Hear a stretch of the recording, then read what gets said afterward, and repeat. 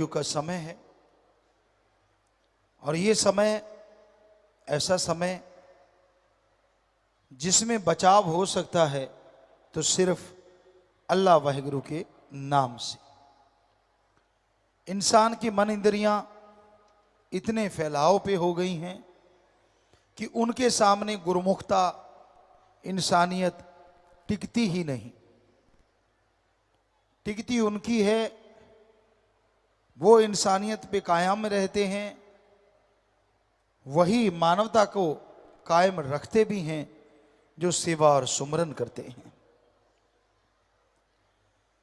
सुमरन करने के लिए कोई अलग से जगह नहीं चाहिए। आप अपने घर में, परिवार में रहते हुए आराम से सुमरन कर सकते हैं। बोल के करें, अंदर ही अंदर करें, जिभा से करें, ख्यालों से करें। पर कई बार इंसान कहता है उससे सुमरन होता नहीं। बड़ी हैरानी होती।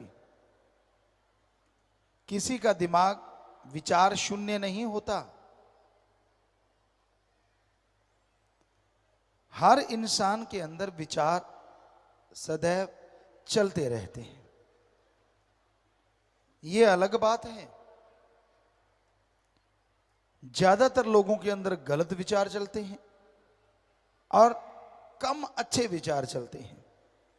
कम लोग ही होते हैं जिनके अंदर अच्छे विचार ज्यादा चलते हों और बुरे कम चलते हों। अगर ऐसा है तो वो भक्ति करता है, अगर ऐसा है तो वो सुमरन का पक्का है या सेवा करता है या दृढ़ यकीन है मालिक पे। इस वजह से तो पॉसिबल है कि बुरे विचार अंदर कम चले।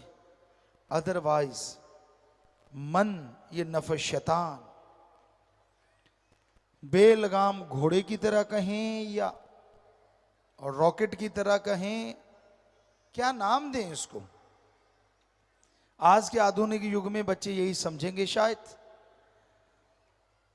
कि आमतौर पे कहा जाता है ये गाड़ी 0 से 5 सेकंड में, 7 सेकंड में 100 पे जा सकती है। और मन की सुई 100 से शुरू होती है, उसकी 0 है ही नहीं। उसका पहले ही जब स्पीडोमीटर पे पैर रखता है तो 100 पहले ही आया होता है। अब जरा सोचिए, उतने सेकंड में तो वो हजारों किलोमीटर की स्पीड पे चला जाता है। यानी आपके विचार आपको पता ही नहीं चलता कब आसमान पे पहुंच जाते हैं और कब पाताल में चले जाते हैं।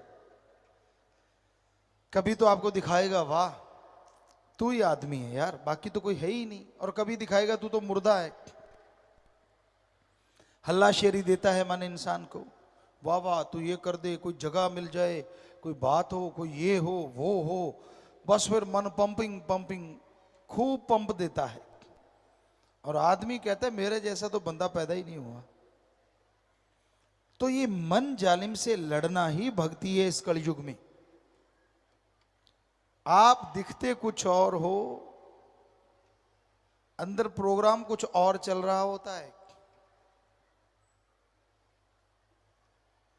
यानी दुकान का लेवल जो लगा हुआ है और उसके अंदर सामान कुछ और ही रखा हुआ है। होता है ना ऐसा, कई बार कई दुकानों पे होता है, वो स्पेशल ग्राहक को ही देते हैं वो वाला सामान। आम ग्राहक तो जो पड़ा होता है उसी को देख के सामान ले जाते हैं, लेकिन कुछ स्पेशल होते हैं उनको वो वाला देते हैं जो लिखने में दिखने में नहीं होता। तो उसी तरह आपका मन आपके अंदर ऐसी बातें भर देता है जो दिखने में नहीं आती। आप वो चीज तक का दिखावा तो करते ही नहीं। अब हाँ मैं भगत, देखो मेरे जैसा कोई नहीं, मुझे तो सब पता है, मैं तो सब जानता हूं। खुद के बारे में जानता है तो छुपाता क्यों है? दूसरों के बारे में तू क्या खा के जानता है? खुद की गलतियां, खुद की बुराइयां आदमी को कभी लगती नहीं कि उसमें कमी है। उसको लगता नहीं मैं तो अच्छा हूं। अगर कमियां हो भी तो कबूतर की तरह आंखें बंद कर लेता है, कहता है बिल्ली तो आ ही नहीं रही। वो देखता भी है कि हाँ जो गलत करते हैं वो भरते हैं, लेकिन उसको ये लगा रहता नहीं नहीं मैं नहीं, मेरे में कुछ नहीं। कबूतर वाली बात आपको कई बार सुनाई है, हमने अपनी आंखों से देखी है। सामने बिल्ली आ रही है और कबूतर आंखें बंद कर लेता है, कहता बिल्ली गायब। और पता तब चलता है जब बिल्ली आके गर्दन पकड़ लेती। तो उसी तरह आप जो मन की रोटियां सेकते हो, जो गलत गलत बोलते रहते हो, बिल्ली नजदीक आ रही है भाई। जितनी मर्जी आंखें बंद कर लो, जितना मर्जी ये सोच लो कि मैं तो कुछ भी नहीं करता, मैं तो बिल्कुल दूध का धुला हूं, करते रहो। और जब बिल्ली ने आना है तो उसने पकड़ लेना है।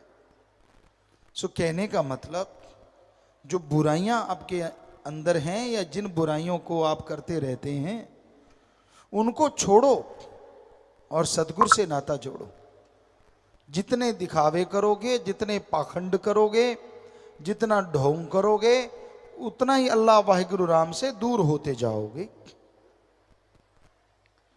सीधे साधों को मालिक लुटाता खजाने, भोले भालों को मालिक लुटाता खजाने। भोले भाले का मतलब जिसको दुनियादारी का कोई लेना देना ही नहीं।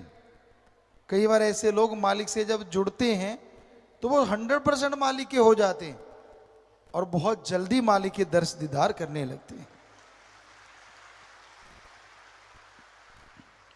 जो तेज तरार होते हैं वो तो एक्टिंग के माहिर होते हैं।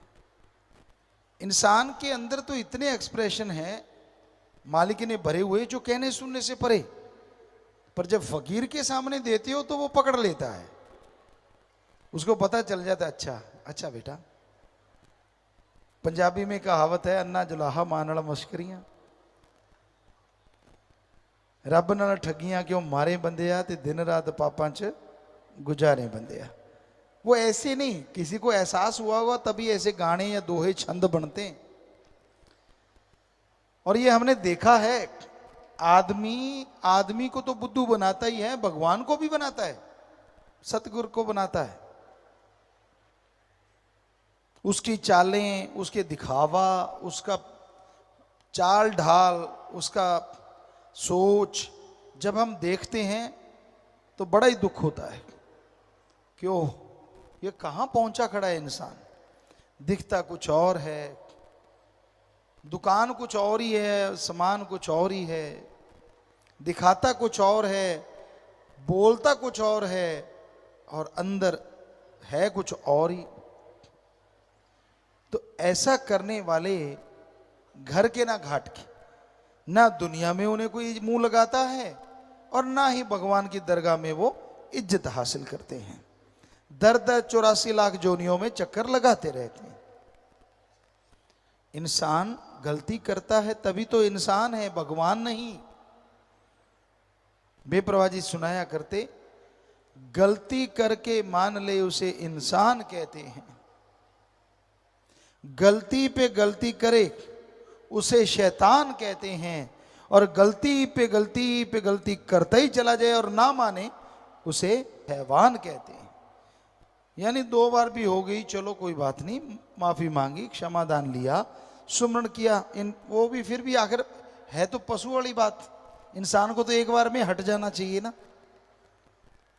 पर जो करते ही चला जाए और परवाह ही ना करे और एक्सप्रेशन ऐसे दे कि भाई मैं कुछ करता ही नहीं, मैं तो बिल्कुल सही हूं, तो ये बिल्कुल गलत है, ये शैतानियत। तो आप अपने नफ शैतान को, अपने मन शैतान को हमेशा रोक के रखा करो। जितना इसका लगाम कस के रखोगे उतना ही सतगुरु अल्लाह वाहिगुरु राम के नजदीक पहुंचोगे। और जब तक इंसान मन को रोकेगा नहीं, माल अल्लाह वाहिगुरु राम का कृपा पात्र नहीं बन सकता। सतगुरु मौला चाहे तो राई को पहाड़ बना दे और पहाड़ को राई बना दे, कोई देर नहीं लगती।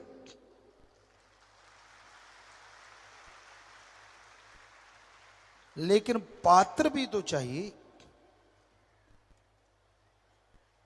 उसको झेलने वाला भी तो चाहिए, लेने वाला भी तो चाहिए। दया में रहमत तो मूसलाधार दिन रात बरसती है। अरे अमृत की तो बरसात हो रही है, पर आपका घड़ा ही औंधा पड़ा है तो अमृत क्या करेगा? उल्टे घड़े में एक बूंद नहीं जाती अमृत की। सो मन की उल्टी सोचों में जो उलझे रहते हैं, जो मनमते चला करते हैं, सब कुछ पाके भी उन्हें उसका एहसास नहीं होता। और जो मन से लड़ते हैं, थोड़ा सा पाके भी बहुत बड़े एहसास का हासिल कर लेते हैं और खुशियों से लबरेज रहते हैं। इस दुनिया में कोई तन में खोया है तो कोई मन में खोया है, कोई क्रोध में खोया है तो कोई धन में खोया है, कोई पुरुष में खोया है तो कोई औरत में खोया है। ये सब माया का मक्कड़ जाल है जो उसने ऐसा बनाया है, कोई माई का लाल राम नाम के बिना इससे ना निकल पाया है। ऐसा काल ने फंसाया है, पर सदगुर लेने आया है।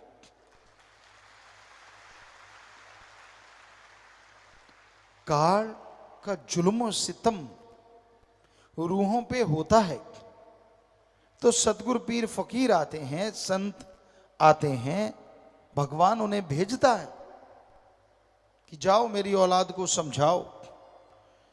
पर जब औलाद ही सारा दिन पकने वाले दूध की तरह कड़कड़ के लाल हो जाए, ये समझने लग जाए कि मैं तो अपने सतगुरु को अल्लाह राम को ही बुद्धू बना सकता हूं, तो समझो उसका बुरा समय आने वाला है। इसलिए अपने नफ्स के हत्थे चढ़ के अपने आप को अहंकार की बुलंदियों पे मत लेके जाओ, वरना गिर के चकनाचूर हो जाओगी। उसे पल पल की खबर है, वो क्षण क्षण की जानता है। वो हर इंसान के कारनामों को पहचानता है। वो जानता है आप कैसे कर्म करते हो, वो पहचानता है आप कब क्या कर रहे होते हो, पर उसे पर्दा मंजूर है, इसलिए वो चुप रहता है। और हमें नहीं लगता कि इंसान अपने पीर फकीर के वचन ना मान के सुखी होता होगा। क्षणिक सुख हुआ, क्षणिक खुशी आई, फिर बुरा हाल, फिर अंदर बाहर से बेहाल। आत्मा कचोटती है, शर्म देती है, अरे ओ पगले कहां पड़ गया तन मन के चक्कर में। अपने अल्लाह, अपने वाहिगुरु, अपने राम को बुला के इंसान काल के चक्करों में उलझा हुआ है। एक कहावत आपको सुनाया करते हैं, आज फिर ख्याल में आई। एक राजा के पास बहुत कुछ था, बहुत परोपकारी राजा था, किसी का दुख दर्द नहीं सहता था। तो एक बार साधु संत उसे मिले, देखा कि यार ये इतनी भक्ति करता है, इतनी परमार्थ पर हित सेवा करता है ये राजा, इतना प्रजा को सुखी रखता है, क्यों ना इसे कोई वरदान दिया जाए। तो उन्होंने उस राजा को एक फल दिया कि हे राजन, ये फल ले ले तू, अगर खाएगा तो 9/9 हमेशा जवान रहेगा। तू इतनी समाज की सेवा करता है, इतना ख्याल रखता है प्रजा का, तो राजा ने वो फल ले लिया,